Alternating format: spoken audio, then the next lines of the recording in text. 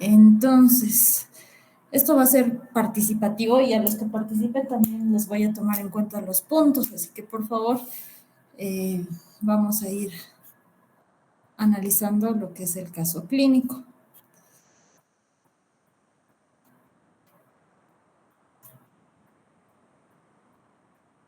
Les comparto el caso.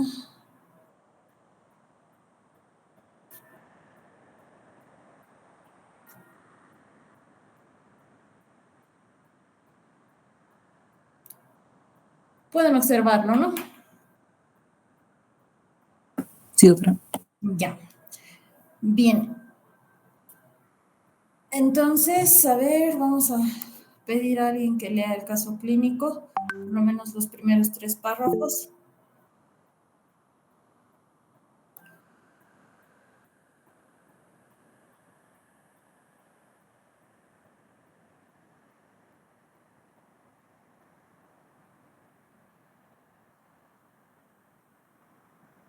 A ver, ¿quién se anima? ¿Romario? Sí, doctora. Ya, Jasmine, está bien.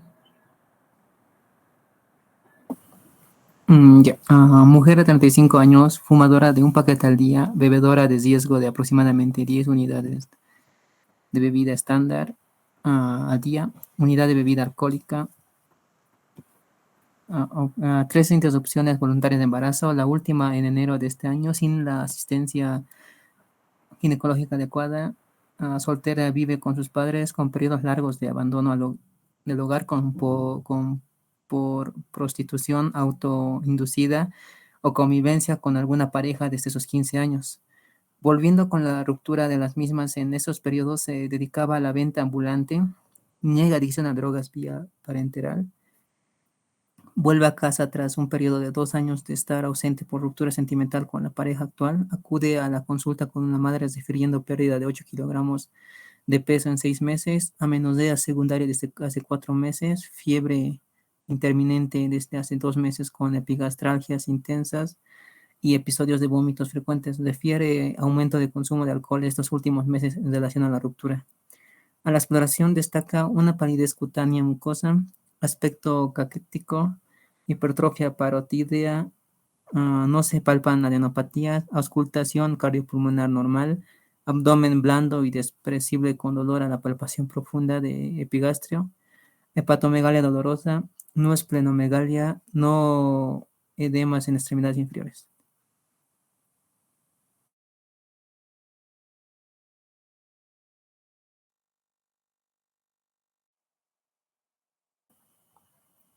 ¿Eso más, doctora?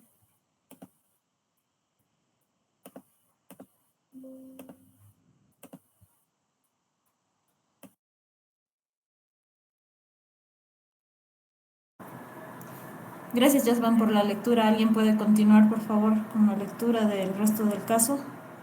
Ya, doctora.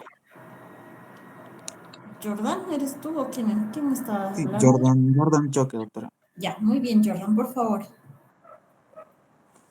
Ante la sospecha de un síndrome tóxico, se solicita analítica y fibrogastroscopía, preferente recomendándose abstinencia alcohólica. La fibrogastroscopía muestra una esofagitis grado 1, eh, artritis grado 1 y una duodenitis no erosiva moderada. La biopsia se informa como gastritis crónica moderada activa con Helicobacter pylori positivo. En la analítica destaca una bilirrubina de 7.5 miligramos por decilitro, a predominio de la directa.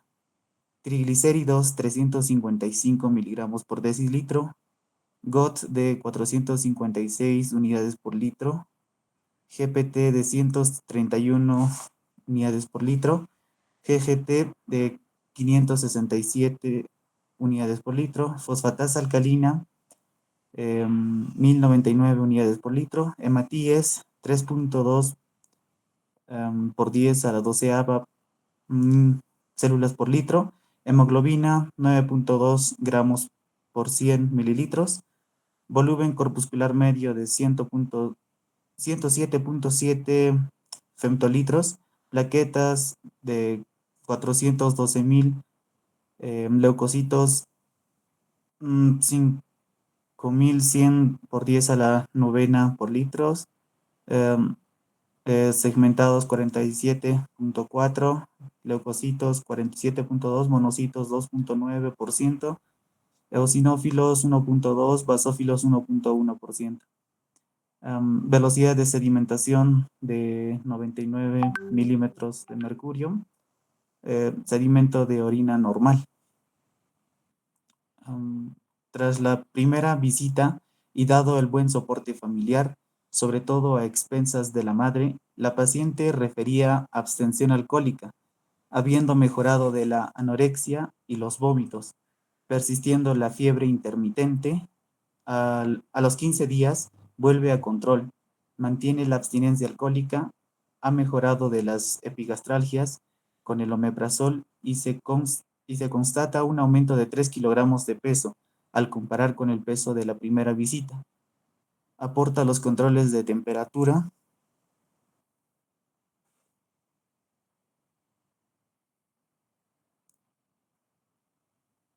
donde se objetiva que 2 o 3 días a la semana presenta picos febriles tanto matutinos como vespertinos, de 38 a 39 grados centígrados. La ecografía abdominal informa de la existencia de una esteatosis hepática y de un ligero engrosamiento de la pared vesicular con litos en su interior, probablemente en relación a la hepatopatía. Anticuerpos virus Epstein-Barr negativos. RPR cardiolipina negativo, anticuerpos Treponema pallidum negativo, anticuerpos toxoplasma negativo, anticuerpos hepatitis B negativos, anticuerpos hepatitis C negativos. Anticuerpos virus inmunodeficiencia humana tipo 1 y 2 positivos, anticuerpos virus inmunodeficiencia humana Western blot positivos. El TAC torácico destaca múltiples adenopatías mediastínicas de pequeño calibre. Bueno, muchas gracias, Jordan. Entonces empecemos con el análisis de las preguntas. Primero, los factores de riesgo de la paciente. Aquí se habla de factores de riesgo de manera general. Entonces, ¿qué factores de riesgo han identificado en ella?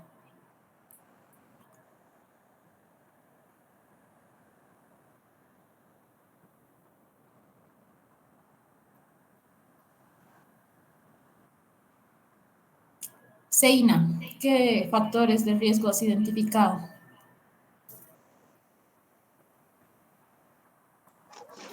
Era una fumadora de un paquete al día, también era bebedora. En los factores tóxicos, en los ginecológicos, que tuvo 3 interrupciones de embarazo sin su asistencia ginecológica adecuada. También en su estado nutricional, que tuvo una pérdida de peso, y el consumo de alcohol. Ya, muy bien, entonces nos has dado los principales, ¿no? El principal en este caso sería el consumo que tiene de alcohol, ¿no? Además, la vida que lleva la ha llevado a las 3 pérdidas voluntarias del embarazo, ¿no? En este momento la paciente no tiene hijos. Y en cuanto a los factores de riesgo fisiológicos, bueno, ella ya está en un deplorable estado nutricional, ¿no? Por eso se habla acerca de pérdida de peso y además la facies, se habla acerca de un aspecto caquéctico. ¿Algún otro factor de riesgo que hayan identificado en la paciente? Guara Huaynoca.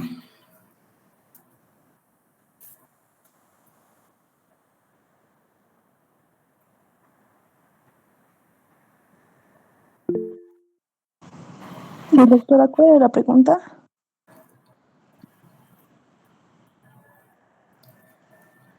¿No estás atendiendo, Guara? ¿Qué ha pasado? Bueno, es otra persona, Junior.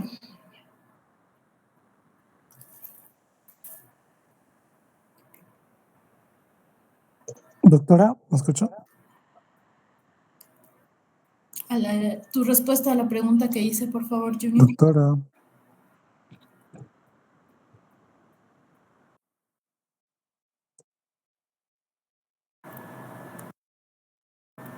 ¿Me están escuchando, chicos? Sí, doctora. Ya, Sandra, entonces tú dinos, ¿algún otro factor de riesgo que estés viendo en la paciente?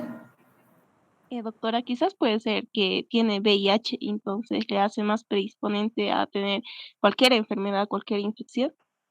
Ya, muy bien, excelente. Excelente. ¿Alguien más?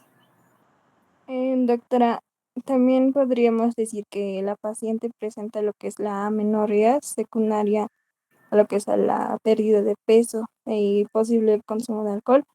También lo que es su estilo de vida desorganizada, ya que ha tenido periodos de abandono de hogar, la inestabilidad emocional, la ruptura de relación Ya, muy y bien. también su historia de prostitución y convivencias inestables. Ya, muy bien, muy bien. Roderick y Rocío. Roderick primero. Ya, doctora, yo he visto que tenía la bilirrubina muy elevada, mucho más del estándar, y eso se puede deber tal vez a una hemólisis, doctora. Ya. Gracias, Roderick. Rocío. En mi vez económica fuera de paciente, donde la paciente tiene un abandono familiar y un abandono. Y solamente puedo referir que viene la prostitución autoinducida y que ha tenido convivencia con diferentes parejas desde los 15 años. Ya, muy bien. Entonces, si ustedes se enfocan en la paciente y en los datos globales que ella tiene, todos los problemas que ella ha llegado a tener o puede incluso desarrollar se van a basar principalmente en la personalidad que tiene la paciente. A ver, Ronald, ¿tú qué has observado? Doctora, en base a los factores de riesgo, yo quería ir al diagnóstico. No te hemos escuchado bien, Eh, Ronald. Si puedes repetir, por favor. doctora, ¿es en base a los factores de riesgo o a la pregunta 2 está diciéndome, doctora? Estamos hablando de los factores de riesgo, Ronald. Doctora, ¿me puedo participar en el diagnóstico? Ahí está bonito. Ya, está bien. Bueno, entonces, han mencionado la mayoría de los factores de riesgo de la paciente, entonces también está muy relacionado con lo que son los diagnósticos. A ver, según lo que ustedes han evaluado, ¿cuáles son los diagnósticos que tiene ella?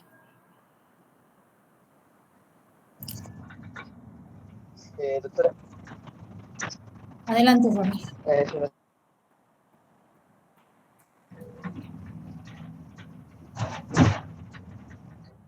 ya, hemos visto, ¿no? Primero los factores de riesgo, que el paciente había tenido VIH, dado positivo a lo que es la prueba de VIH. También hemos visto que le han hecho un perfil hepático y ha salido, ¿no? Lo que es la bilirrubina directa y indirecta, y en este caso lo que es la bilirrubina directa ha salido elevada. También en la biopsia por endoscopía se le ha encontrado gastritis crónica, ¿no? Por el Helicobacter. Entonces su diagnóstico sería gastritis crónica de grado 1 causado por el Helicobacter pylon. Ahora también nos hablaba de una duodenitis, que es una duodenitis, una inflamación del duodeno que puede ser secundario a lo que es la gastritis causada por el Helicobacter. También nos hablaba de una esofagitis. Esto también podría ser secundario o puede ser producido por una ERGE, el reflujo gastroesofágico, si no me equivoco, enfermedad del reflujo gastroesofágico, ¿no? Eh, También, si nosotros vemos lo que es, le han hecho el hemograma, vamos a encontrar lo que es la hemoglobina 9 gramos de decilitros, ¿no? En este caso, ¿qué nos indica? Nos indica una anemia moderada grado 2, eso es según la escala de la OMS. También en el caso clínico nos habla de una estatosis hepática, que aquí era medio raro, ¿no? No se sabía por qué puede ser qué puede ser el causante de...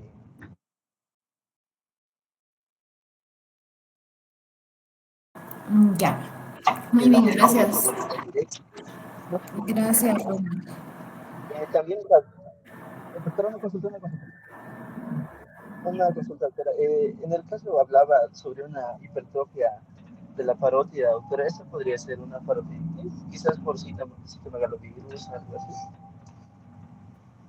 Vamos a ir analizando eso poco a poco. Nos enfocaremos en la Ya, gracias. pregunta. En- bueno, en relación a los diagnósticos, siempre los diagnósticos tenemos que ponerlos por orden de importancia, ¿no? En este caso, tal vez ustedes piensen que el principal es el VIH, pero en el caso de la paciente está acudiendo por la pérdida de peso específicamente y por las epigastralgias y los episodios de vómitos frecuentes que tiene. Entonces, si nos vamos, lo que está fallando principalmente por los estudios de laboratorio es el hígado. Entonces, la principal patología en esta paciente es secundaria a su alcoholismo y en este caso sería la esteatosis o esteatohepatitis alcohólica. Ese sería el principal. Después tenemos lo que es la epigastralgia, que sería la gastritis. Y aquí es algo importante que se le da a la paciente solamente omeprazol. Sin embargo, la biopsia gástrica reportaba que existía lo que es el Helicobacter pylori. Después tenemos otros diagnósticos que son más secundarios. Por ejemplo, tenemos la anemia. En el caso de la hipertrofia parotídea, ya hemos hablado de que las hipertrofias pueden ser fisiológicas como patológicas y generalmente el hecho de ser alcohólico generalmente hace una disfunción en lo que es la parte de las glándulas salivales y como ustedes saben la que principalmente va a producir saliva es la parótida. El porcentaje de producción de la submaxilar y la sublingual es mucho menor. Por lo tanto, la que más se va a ver afectada va a ser la parótida. Después tenemos el VIH, que también en este caso va a ser importante, pero eso ya va a ser en estudios secundarios, le van a estandarizar el tratamiento y demás. Entonces, ahorita los principales son esos. Tenemos muchos, incluso podríamos hablar de los trastornos psiquiátricos de la paciente, ¿no? En el caso vemos que es una persona bastante descuidada, ¿no? Consigo misma, incluso con su autocuidado, porque creo que nadie iría a prostituirse simplemente porque quiere, ¿no? Entonces eso es un problema y es un problema bastante social acá, especialmente en la ciudad del Alto, que muchas de las jovencitas por ganar dinero extra simplemente van y incluso hay venta de virginidad. Entonces es probable que la paciente haya pensado en esto o no sabemos, ¿no? En búsqueda del dinero fácil. Entonces, el principal problema también que hay que ver con la paciente es la adicción que tiene al alcohol y el tipo de personalidad, que tal vez es un tipo de personalidad antisocial, no sabemos, ¿no? Entonces, todos esos diagnósticos, tienen un montón de diagnósticos, pero nos vamos a enfocar principalmente en lo que es la parte hepática. Pasemos a la siguiente. ¿Cuál es el tratamiento que debería seguir la paciente? Yesid. Ah, no, él abandonó la llamada. René.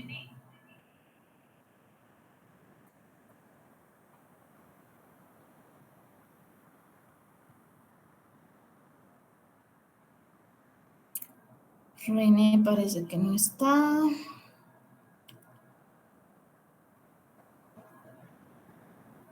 Gustavo.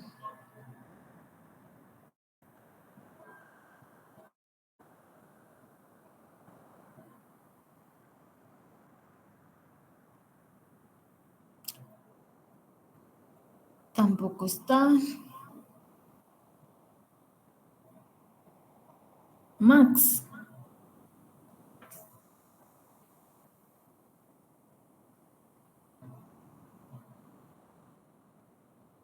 Rosa Isela. Sí, doctor, Max llamó. Sí, Max. ¿Cuáles son cuál es el tratamiento que debería seguir la paciente? La paciente debería seguir lo que es primeramente la abstinencia alcohólica, doctora. Muy bien. También se podría hacer lo que es transfusión sanguínea debido a que también presenta anemia. Los niveles de hemoglobina están bajos. Muy bien. Ya, su compañero ha dado el tratamiento principal, ¿no? Que es la abstinencia alcohólica, que hasta el momento que se le ha evaluado a la paciente, de hecho lo ha estado cumpliendo.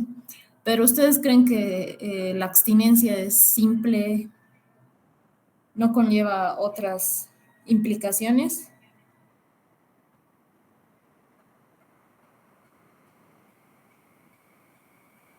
Miley.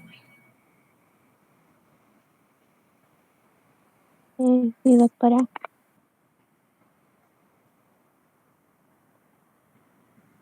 Doctora, ¿me escucha? Sí, te escuchamos, Miley. Estoy preguntando sobre si el alcoholismo lleva a otras patologías, doctora. Miley está distraída. Ya, a ver, entonces el tratamiento no solamente va a ser que la paciente se abstenga del alcohol. No podemos olvidarnos de lo que es el síndrome de... Se me ha ido la palabra. ¿Ustedes me pueden ayudar? De la abstinencia no será, doctora. Exacto, muy bien, el síndrome de la abstinencia. Entonces, la paciente va a presentar múltiples síntomas y signos como sudoración profusa, ansiedad por volver a beber, ya que esto le ha causado una dependencia no simplemente psicológica, sino también de tipo fisiológico. Entonces, aquí es importante que el tratamiento vaya acompañado de benzodiazepinas, también viendo la funcionalidad del hígado. Después el tratamiento puede ser también de tipo dietético, especialmente para que la paciente suba de peso y regularice sus valores de hemoglobina. Y hablamos de fiebre. Estamos hablando de fiebre, es uno de los síntomas que presentaba la paciente, que incluso pueden persistir mucho después de su primera evaluación. ¿Cómo tratarían esta fiebre o qué piensan de cuál es por qué está presente la fiebre?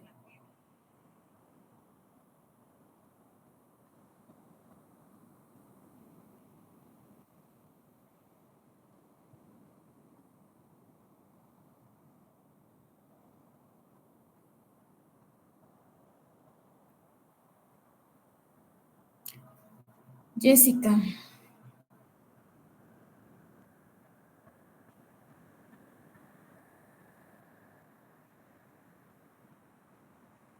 Doctora, ¿me escucha? No te entendemos muy bien, Jessica, si puedes volver a repetir. Estaba hablando sobre la fiebre, porque se causaría, puede ser por los secundarios que tienen, la hepatitis o hepatitis, también la liposis ciliar, la infección por VIH. No se te entiende muy bien, Jessica. Y audio, pero no está acá.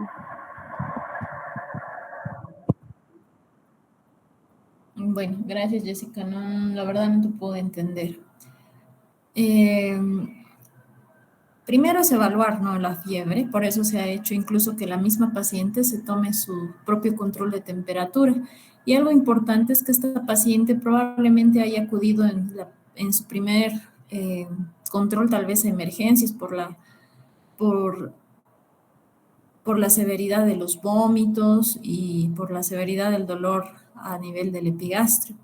Sin embargo, a esta paciente no se la ha internado, sino simplemente se la ha tratado ambulatoriamente, es decir, del consultorio a su casa. Y sin embargo, habría que hacer un control a la temperatura de la paciente. Y aquí sí entra lo que es el hecho de que la paciente presenta el virus de la inmunodeficiencia humana positivo, entonces ella es VIH positiva. Entonces, múltiples agentes infecciosos, agentes internos pueden afectar y pueden elevar la temperatura de la paciente.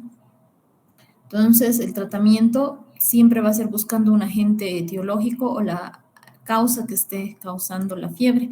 A un inicio podía ser el estado de la inflamación hepática, pero posteriormente, ya cuando la inflamación del hígado ha ido remitiendo, seguía la fiebre. Entonces, en este caso, consideraríamos una fiebre de origen desconocido si es que no se encuentra la causa existente. La siguiente pregunta: ¿qué son las UEB y su riesgo según el sexo del paciente?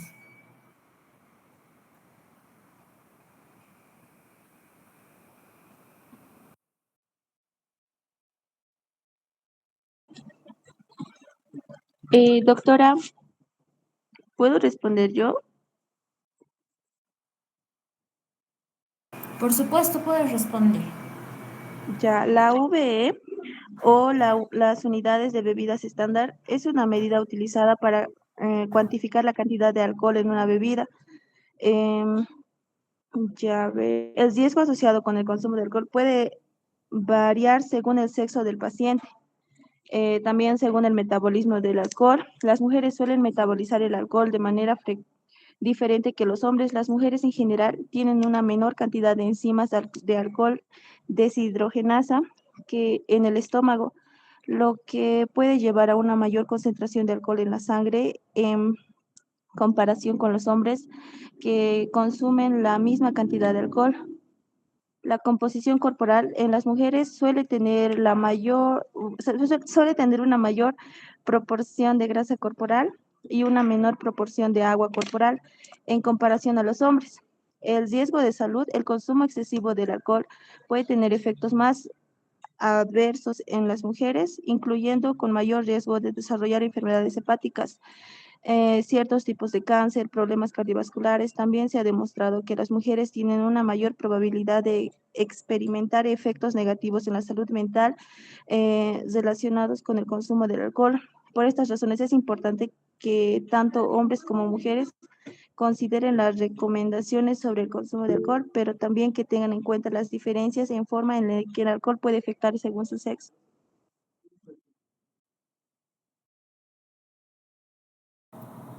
Gracias, Shadei. ¿Quieres comentar algo? Sí, doctora, en sí, en la tabla, yo había conseguido una información en la cual se recomienda de hasta un máximo de 2,5 Vs al día en las mujeres, y este paciente estaba tomando 4 veces la dosis recomendada. Muy bien, excelente, ¿no? Incluso la bebida que se toma, se tiene que ver, ¿no?, el grado de alcohol que tiene. Puede ser que el vino tenga menos que un whisky. Entonces, imagínense la bebida que estaría tomando esta paciente. Y saben que acá en nuestro medio, por ejemplo, conseguir alcohol de grados etílicos altos no es difícil.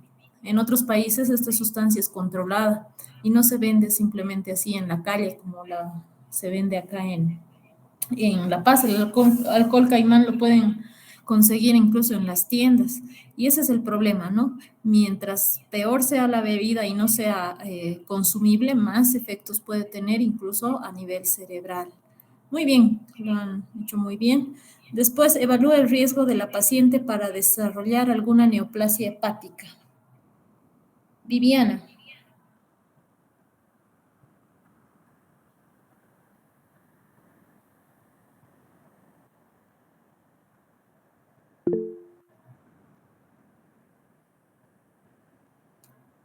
Guara. Ya, doctora. Yo podía sospechar de un carcinoma hepatocelular porque según los laboratorios que nos muestra en el aspartato alanina aminotransferasa y en los otros más, en perfil hepático, esta puede producir una cirrosis y también eso se puede sospechar en el diagnóstico. Y incluso esta, como dice la pregunta, este mismo puede producir lo que es el carcinoma hepatocelular por el gran consumo del alcohol. También puede estar asociado por el VIH que presentaba la paciente. Muy bien, muchas gracias. Entonces, la paciente previamente a desarrollar una neoplasia hepática tendría que desarrollar cirrosis, ¿no es cierto? Entonces, de la cirrosis ahí recién pasaríamos a un hepatocarcinoma, pero sí tiene el riesgo, especialmente si vuelve a consumir lo que es, vuelve a su consumo habitual de alcohol, especialmente por descuido de los familiares, porque en este momento está bajo la tutela de su mamá, ¿no? Y ella es la que está viendo por su hija. Muy bien, la 6. La 6 la vamos a dejar porque los hallazgos microscopios es difícil describirlos de manera adecuada sin una imagen, pero seguramente en su cuestionario lo han llenado. ¿Cuál es la fisiopatología de la cirrosis hepática? ¿Alguien puede explicarla a grandes rasgos?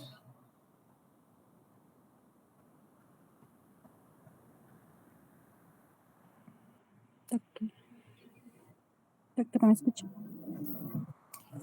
Escucho una voz. ¿Quién me está hablando? Doctora, tal vez a grandes rasgos, doctora, podría una partecita. Decir que la cirrosis hepática es una enfermedad crónica y irreversible del hígado que es caracterizada por la formación del tejido cicatricial y nódulos en el órgano. Esto dificultaría el funcionamiento normal del hígado, lo que lleva a una variedad de complicaciones de la fisiopatología. Uno sería lo que es el daño hepático crónico, que comienza con una lesión hepática repetida o prolongada, causada por diversas razones, como en este caso el consumo excesivo de alcohol, y también infecciones virales, también pues la hepatitis B y la C. Pero también unas enfermedades autoinmunes, trastornos metabólicos, como es la enfermedad de Wilson, hemocromatosis y otros factores. En la inflamación y la fibrosis, la lesión hepática desencadena una respuesta inflamatoria crónica que conduce a la producción excesiva de colágeno y otras proteínas en la matriz extracelular. Este tejido cicatricial se acumula progresivamente, lo que va reemplazando lo que es el tejido hepático sano y alterando lo que es la arquitectura del órgano. Esa parte, doctora. Ya, muchas gracias, Rosemary. Guara, ¿tú quieres seguir complementando? Te has olvidado, creo que bajar tu manito. ¿Alguien más?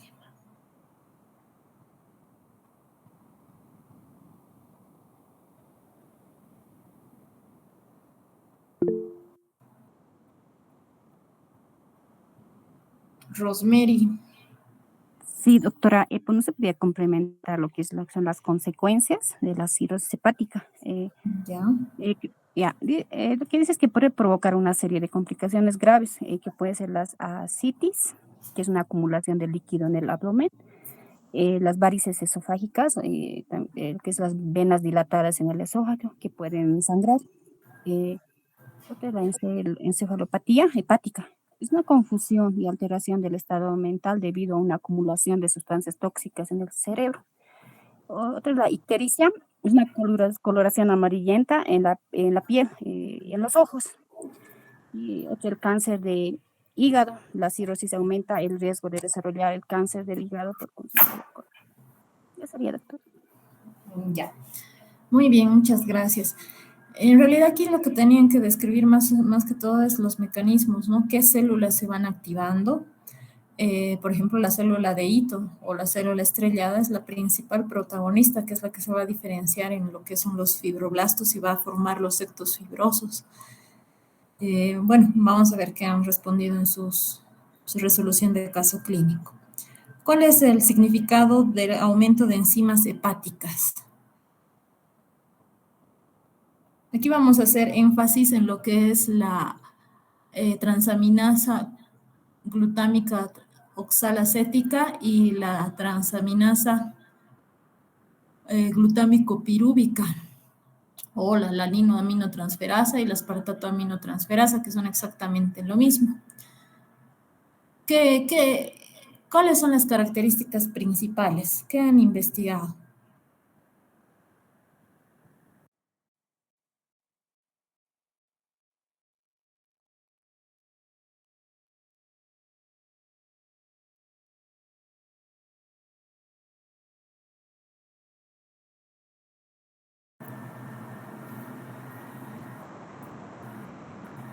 Mayeli.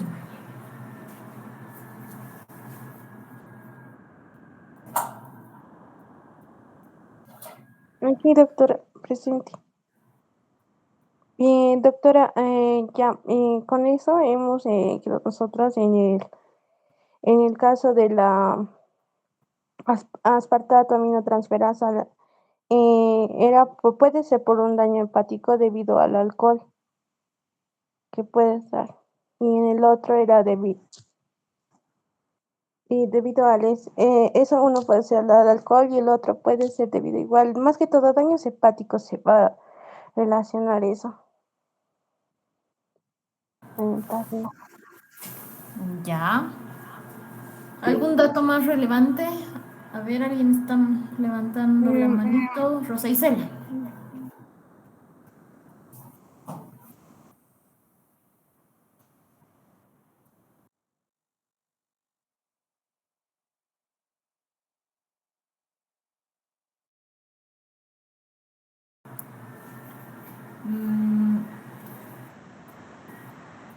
Rosa Isela.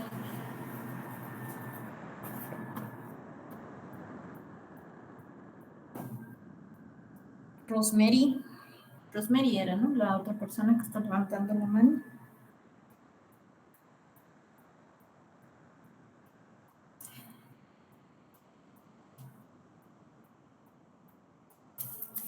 A ver, un varón. Participen los varones, están calladitos los chicos, menos Roderick.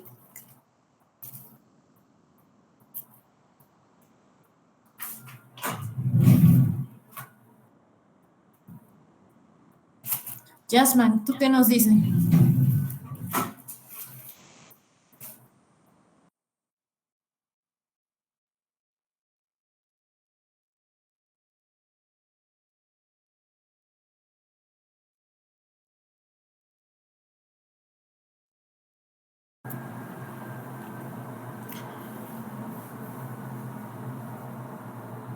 Bueno, a ver, estas enzimas tienen una gran concentración en lo que es el citoplasma de las células hepáticas, ¿no? Y son evaluadoras de lo que es la función hepática específicamente. Generalmente, en las patologías, la alaninoaminotransferasa suele ser más alta que la aspartato aminotransferasa, pero el alcoholismo o la enfermedad hepática por alcohol tiene ciertas características y entre estas características está que la concentración del aspartato aminotransferasa es más alta que la de la aminotransferasa, con una relación más o menos de 2:1, es decir, que la aspartato aminotransferasa va a ser 2 veces más alta que la alaninoaminotransferasa. Y si se fijan en los datos de la paciente, en los datos laboratoriales, esto se está cumpliendo, porque más o menos tiene el doble de lo que tiene una enzima de la otra. Y esto es importante porque no en todas las hepatopatías se va a cumplir, como les estoy mencionando, sino es una característica de la alcohólica. Y esto es importante, seguramente en algún examen les van a preguntar, no solamente de esta materia, sino de cualquier otra. Entonces, esto es algo que deben tener y aprendérselo bien. A ver, sigamos con las recomendaciones en cuanto a la patología biliar de la paciente. Entre los datos que hemos visto, hemos analizado que le han hecho una ecografía a la paciente donde se evidenciaba que las paredes de la vesícula biliar están engrosadas y además tiene litos en su interior. Entonces, esa es la patología de vía biliar que tiene la paciente. ¿Cuál sería su recomendación? Doctora, ¿puedo participar? ¿Quién habla, perdón? Yo, doctora Sandra. ¿Cómo? ¿Cuál es tu nombre? Sandra, doctora. Sandra. Claro, Sandra. Doctora, quizás que no consumo muchos alimentos que contengan grasas o alimentos que sean, ¿cómo se dice? Enlatados, los alimentos industrializados, ¿no?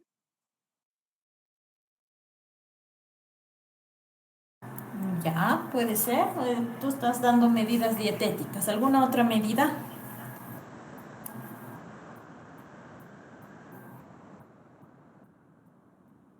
Walter.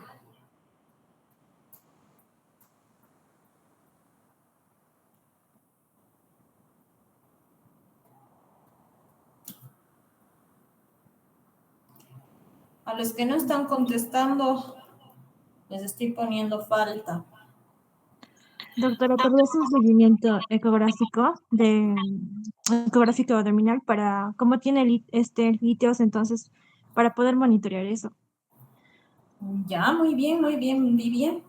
Entonces habría que hacer un control, tal como que dice su paciente, Vivian, ¿no?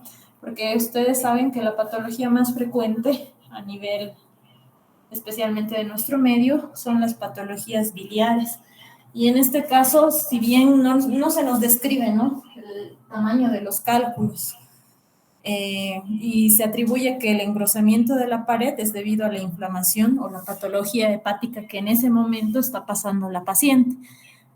Y si bien los cálculos o la enfermedad por cálculos se magnifica en los casos de alcoholismo, esta puede remitir, incluso pueden desaparecer estos cálculos si la paciente tiene una buena abstinencia alcohólica. Entonces, el seguimiento ecográfico es muy buena recomendación para ella. Ahora pasamos a la siguiente y última pregunta. ¿La paciente tiene riesgo de desarrollar encefalopatía hepática? Nilka.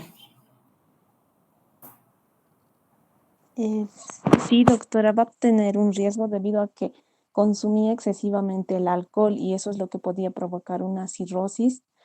Entonces, la encefalopatía se va a deber a la consecuencia de estas, como también la bilirrubina estaba elevada.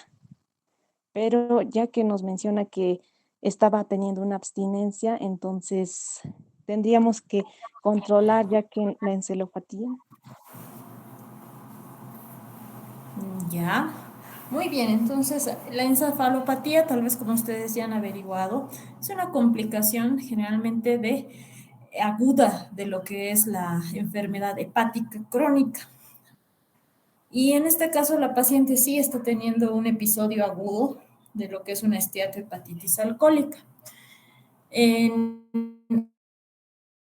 La esteatohepatitis alcohólica generalmente no sube mucho lo que es la bilirrubina, que es la que generalmente tiene que ver con la encefalopatía hepática.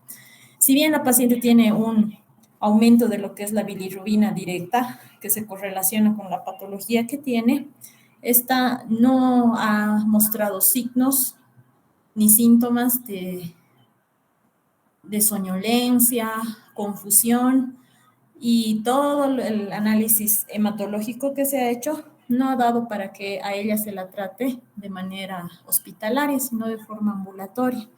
Por lo tanto, si bien puede tener riesgo de desarrollar en algún siguiente episodio de esteatohepatitis y vuelve al consumo de alcohol o como consecuencia de una cirrosis, en este momento no, porque la paciente ha tenido una remisión de la enfermedad gracias a su abstinencia alcohólica. Entonces, es importante, ¿no? Siempre evaluar a todos los pacientes de manera global. Y en esta paciente tenemos un montón de complicaciones que podríamos incluso ir tratando con el tiempo. Por ejemplo, la evaluación psiquiátrica o psicológica en esta paciente es muy importante, especialmente porque al parecer presenta un episodio de depresión, lo que le ha llevado a un consumo masivo de lo que es el alcohol. Y bueno, habría que tratar lo que es la gastritis, especialmente para la erradicación de lo que es el Helicobacter pylori. Ruth, que ha sido la última en ingresar, ¿tienes algún comentario? ¿Qué te ha parecido el caso clínico?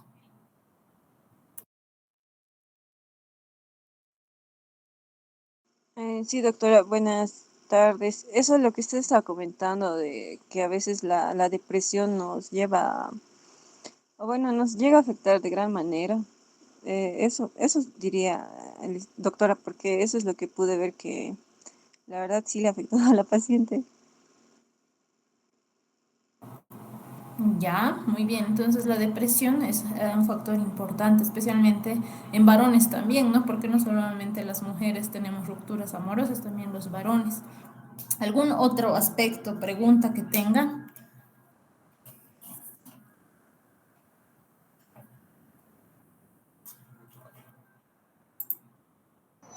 Doctora, una consulta de la inflamación o de la hipertrofia de la parótida. ¿Sería una parotiditis, doctora, en este caso? Quizás por el citomegalovirus o algo así. Las parotiditis en realidad son bastante complejas, ¿no? En el caso de los alcohólicos, por el consumo mismo del alcohol, es fácilmente que el alcohol llegue a dispersarse y empezar a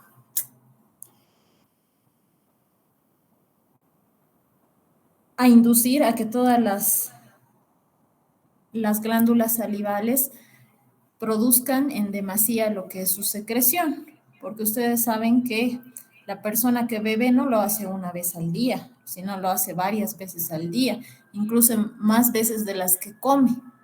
Entonces, la persistente estimulación de las glándulas salivales mayores va a producir una hipertrofia de sus acinos secretores de saliva. En este caso, la saliva es serosa. Y como ustedes saben, el 70% de la saliva que producimos la produce la parótida en estados de estimulación, ya sea de bebidas o de comida.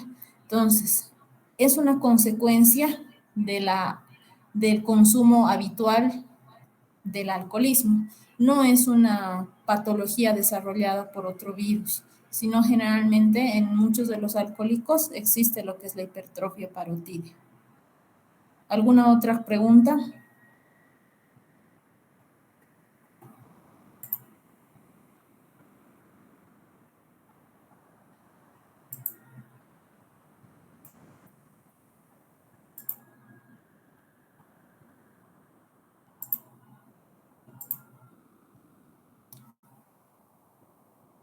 Bueno, si ya no tenemos más preguntas acerca de este caso clínico, nos vamos a ver la siguiente semana y vamos a ver lo que es el tema de páncreas. Y tal vez vamos a iniciar con el siguiente tema, que si no me equivoco es patología renal. Entonces, la siguiente semana, por favor, no van a tener ninguna tarea pendiente. Voy a revisar sus casos clínicos. Este caso clínico tiene una evaluación sobre 20 puntos, es la evaluación del tema. Si no hay más comentarios de parte de ustedes, terminamos aquí la clase.